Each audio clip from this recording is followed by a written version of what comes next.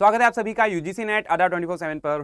पिछले कुछ टाइम से आप देख रहे होंगे कि बिहार के अराउंड कई सारी इंफॉर्मेशन, कई सारी न्यूज जो है वो आ रही है असिस्टेंट प्रोफेसर भर्ती को लेके।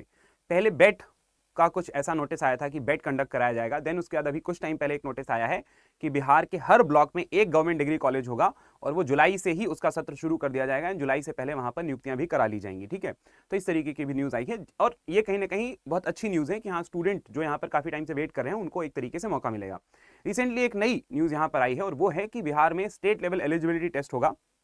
अब इसका नाम स्लेट ही रखा जाएगा, बेट ही रखा जाएगा, या बेट का क्या हुआ उस पर कोई ऐसी क्लैरिटी नहीं है। ठीक है, स्टेट लेवल एलिजिबिलिटी मतलब राज्य के स्तर पर एक टेस्ट होगा जो यूजीसी नेट की तर्ज पे होगा। पहले हम इस न्यूज को एक बार पढ़ेंगे, देन फिर हम इस पे चर्चा करेंगे कि क्या इसके अराउंड जो है वो बातें हैं। ठीक है, तो पहले हम देखते हैं बिहार के विश्वविद्यालयों में और कॉलेजों में असिस्टेंट प्रोफेसर की भर्ती के लिए अब पहले आपको SLET state level eligibility test आपको यहां पर एक क्वालिफाई करना पड़ेगा, तभी आप इसमें जो है वो बिहार में आप असिस्टेंट प्रोफेसर बन पाएंगे। ठीक है, इसका जो ड्राफ्ट है वो बिहार लोक भवन के द्वारा यहाँ पे जारी हो चुका है और ये जो परीक्षा होगी ये exactly same to same UGC NET के तर्ज पर कराई जाएगी। मतलब जिस तरीके से दूसरे कुछ स्टेट अपने यहाँ सेट कराते हैं वैसा ही यहाँ पर होगा कि आपके 100 क्वेश्चन जो है वो पेपर 2 के होंगे और 50 क्वेश्चन यहाँ पे रिसर्च वगैरह एंड टीचिंग एप्टीट्यूड से रिलेटेड होंगे। ठीक है, तो सेम टू सेम नेट के ही तर्ज पे ये वाला एग्जाम कराया जाएगा, इतना तो यहाँ पर क्लैरिटी इन्होंने दे दी है। ठीक है, दूसरा बोला है कि बिहार में अगर अब आपको असिस्टेंट प्रोफेसर बनना है तो आपको दो में से कोई एक चीज चाहिए। Either you should be qualified net, आपका नेट क्वालिफाई हो, या फिर आप ये जो स्लेट की परीक्षा होगी यहाँ पे स्टेट लेवल एलिजिबिलिटी टेस्ट ये कंडक्ट कराया जाएगा। ठीक है, तो इनमें से कोई एक चीज होना चाहिए। कुछ स्पेशल मामलों में छूट भी है। अगर आपने PhD कर रखी है और आपने इन दोनों एग्जाम को क्वालिफाई नहीं किया है तो आपको फिर ये क्वालिफाई करने की जरूरत नहीं है, बशर्ते PhD आपकी कैसी होनी चाहिए। तो PhD आपकी यहाँ पर रेगुलर मोड में होनी चाहिए। ठीक है, शोध प्रबंध मूल्यांकन कम से कम 2 बाहरी परीक्षकों के द्वारा किया गया हो, मौखिक परीक्षा भी हुई हो आपकी, और इसके अलावा PhD के दौरान जब आपकी PhD चल रही थी उसके दौरान कम से कम 2 शोध पत्र आपने यहाँ पर प्रकाशित किए हों। अगर इतनी कंडीशन आप फुलफिल करते हैं, इस तरीके से आपकी PhD हुई है, तो फिर आपको नेट और स्लेट क्वालिफाई करने की जरूरत नहीं है। बिहार में जब वैकेंसी आएगी आप वहां पर अप्लाई कर सकते हैं। ठीक है, दूसरा यहां पर यह है कि अब जब ये पेपर कराया जाएगा तो इस पेपर का पैटर्न तो चलो हमने देख लिया है। एलिजिबिलिटी क्या होगी, कौन इसमें आवेदन कर सकता है, तो इसमें से सिंपल वो कहा गया है कि 55% मार्क्स आपके मास्टर्स में होने ही चाहिए उसी सब्जेक्ट में जो आपका कोर सब्जेक्ट है। कि पॉलिटिकल साइंस से हो तो पॉलिटिकल साइंस में आपका मास्टर्स हो एंड देन उसमें कम से कम 55% आपका मास्टर्स में होना चाहिए, तभी आप स्लेट में अपियर हो सकते हैं। तो सेम वही एलिजिबिलिटी है जो यूजीसी नेट के लिए है। ठीक है, तो 55% अंक आपके यहाँ पर पीजी में आप देखो कम से कम 55% अंक यहाँ पर जो है वो अनिवार्य है। दूसरा, ग्रेजुएशन में विषय की अनिवार्यता। नॉर्मली ऐसा होता है कि लेट्स से कि मैंने ग्रेजुएशन किया है साइंस से, फिर मैंने मास्टर्स कर लिया पॉलिटिकल साइंस से, तो क्या मैं पॉलिटिकल साइंस में अब मैं नेट या स्लेट दे सकता हूं? तो हाँ, मैं दे सकता हूं। लेकिन यहां पर कुछ ऐसे सब्जेक्ट हैं जहां पर यह मैंडेटरी है कि आपका मास्टर्स भले उसी में हुआ हो, भले आपने पीजी किया हो, लेकिन यूजी में भी वो सब्जेक्ट होना कंपलसरी है। और ऐसा अभी तक इस न्यूज में क्या है, हिंदी एंड फिलोसफी, ये ऐसे 2 सब्जेक्ट यहां पर मेंशन हैं जिनमें भले आपने पीजी किया हो, लेकिन अगर आपके ये 2 सब्जेक्ट ग्रेजुएशन में नहीं है, आपने वहां पर स्नातक में इन विषयों में पढ़ाई नहीं की है, तो आप स्लेट में अपीयर नहीं हो सकते हैं या आपको कंसीडर नहीं किए जाएंगे। ठीक है, दूसरा, अगर आपके पास कोई टीचिंग अनुभव है तो क्या उसका यहां पर उसको कंसीडर किया जाएगा? तो इसमें इन्होंने साफ साफ बोला है कि टीचिंग एक्सपीरियंस को ये कंसीडर नहीं करेंगे। ठीक है, यहां पर यह है कि अनुभव के लिए अलग से कोई अंक नहीं दिया जाएगा। PhD को केवल पात्रता नेट के समान माना जा सकता है। हिंदी विषय में यहां पर सहायक प्राध्यापक बनने के लिए स्नातक स्तर पर हिंदी भाषा व साहित्य को मुख्य विषय के रूप में पढ़ा हो। ठीक है, तो आपको ने यहां पर हिंदी वाला क्लियर है। अगर आपने पीजी किया हिंदी से तो वो यूजी में भी होना चाहिए। फिलॉसफी के लिए भी सेम है, दर्शन शास्त्र के लिए।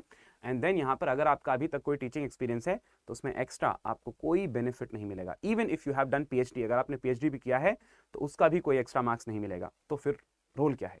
रोल ये है कि बस इनको एक पात्रता की तरह माना जाएगा। मतलब एक बच्चा सामने ऐसा है जो नेट या स्लेट क्वालिफाई करके आ रहा है, एक बच्चा इधर ऐसा है जिसने PhD कर रखी है और PhD करने के साथ साथ उसने कुछ सालों तक उसने पढ़ाया भी है, उसके पास टीचिंग एक्सपीरियंस है, तो भी इतना अचीव करने के बाद भी वो उन लोगों के बराबरी में खड़ा है। ये कहीं ना कहीं एक तरीके से अन्याय है, होना नहीं चाहिए। एक्सपीरियंस को वहां पर आपको प्रायोरिटी देनी है। या कोई PhD करके बैठा है तो डेफिनेटली किसी नेट क्वालिफाई करने वाले से ज्यादा पढ़ा लिखा होगा या उससे वो ज्यादा क्वालिफाइड है। ठीक है, तो वहां पर वो देनी चाहिए। इसके अराउंड फिर है भी कि नियुक्ति नियमावली जो 2025 में ड्राफ्ट बना था जिसमें ये सारा तामझाम लिखा हुआ है, उसी को लेकर आपत्ति भी जताई गई है। और यहाँ पर यह है कि असिस्टेंट प्रोफेसर नियुक्ति के लिए प्रस्तावित जो ड्राफ्ट है उस पर पुनर्विचार की मांग की गई है और इसमें राज्यपाल सह कुलाधिपति को ज्ञापन जो है वो भेजा भी गया है और उसमें कहा गया है कि विश्वविद्यालय शिक्षकों के चयन में शोध प्रकाशन, आपने जो शोध प्रकाशन किया है पीएचडी वालों ने, ठीक है, उसके साथ साथ शिक्षण अनुभव और एकेडमिक उपलब्धियों को भी उचित महत्व दिया जाना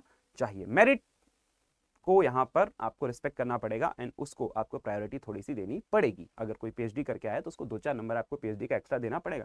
किसी ने अपना 5 साल लगाया है वहां पर, उसने शोध पत्र लिखे हैं, उसने वो किया है, आप उसको किसी वो बच्चा जो अभी अभी नेट क्वालिफाई करके आ रहा है उसके बराबर आप उसे नहीं रख सकते, उसको थोड़ा सा एज यहाँ पर मिलना चाहिए। एंड टीचिंग जो है वो टीचिंग एक्सपीरियंस को भी यहाँ पे काउंट करना चाहिए। इसके अराउंड ये डिबेट है। खैर, अब आप में से बहुत सारे बच्चों के मन में ऐसा डाउट होगा कि फिर बेट का क्या हुआ, ये स्लेट क्या है, ठीक है। पहले उन्होंने नाम दिया था बिहार एलिजिबिलिटी टेस्ट, ठीक है, बिहार एलिजिबिलिटी टेस्ट, तो उन्होंने उस एग्जाम का नाम दिया था, बट असल में वो है क्या, तो वो स्टेट के लेवल पर एक एलिजिबिलिटी टेस्ट है। तो हाँ, सेम टू सेम ये स्लेट अलग नहीं है। अब इसका नाम वो स्लेट ही रखेंगे या बदल के उसको वापस बेट कर देंगे या बेट जो बोला था वही रहेगा, इस पे अभी कोई क्लैरिटी नहीं है। बट उन्होंने यहां पर यह कहा है कि अब इस पर एक मुहर लग गई है या एक तरीके से सरकार ने इसको पूरी तरीके से अप्रूव कर दिया है कि बिना इसके कोई नियुक्ति असिस्टेंट प्रोफेसर के लेवल पर नहीं होगी बिहार में, ठीक है। तो बीच में जो एक डाउट था कि पता नहीं अब जो भर्तियां ये निकाल रहे हैं बेट पर, तो कुछ ऐसी न्यूज नहीं आ रही, पता नहीं वो होगा कि नहीं होगा, उस पर एक क्लैरिटी मिल गई है कि पहले आपका ये स्लेट होगा, उसके बाद ही कोई नियुक्ति बिहार में होगी। बाकी ग्राउंड रियलिटी क्या होगी, असल में क्या होगा, वो तो बिहार की सरकार जाने, क्योंकि वो खुद बहुत ज्यादा एक तरीके से इनडिसाइसिव हैं। कब से तो ये न्यूज आ रही है स्टेट लेवल एलिजिबिलिटी टेस्ट आप अभी तक कंडक्ट नहीं करा पाए हो, बिहार का बच्चा वेट कर रहा है, ठीक है, तो वो कहीं ना कहीं गलत है।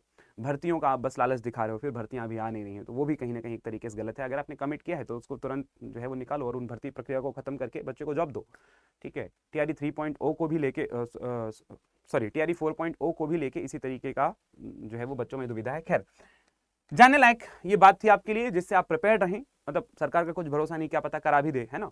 तो लेट्स सी कि क्या ये हो पाएगा या नहीं। अगर हो पाएगा तो आपको पहले से पता होना चाहिए कि वेदर यू आर एलिजिबल और नॉट, क्या पैटर्न होगा, क्या लेवल होगा। तो नेट के बराबर ही होगा। अपनी पढ़ाई लिखाई अपना करते रहो, ठीक है। नेट की तैयारी कर रहे हो तो ये आपका अपने आप निकल जाएगा, ठीक है। चलो, all the very best and thank you so much for joining. आपके कोई और डाउट होते हैं तो आप नीचे कॉमेंट सेक्शन में पूछ सकते हैं। एंड अगर आप चैनल में नए हैं तो ऐसे ही अपडेट एंड एजुकेशन कंटेंट के लिए आप चैनल को सब्सक्राइब जरूर करिएगा। Thank you and all the very best.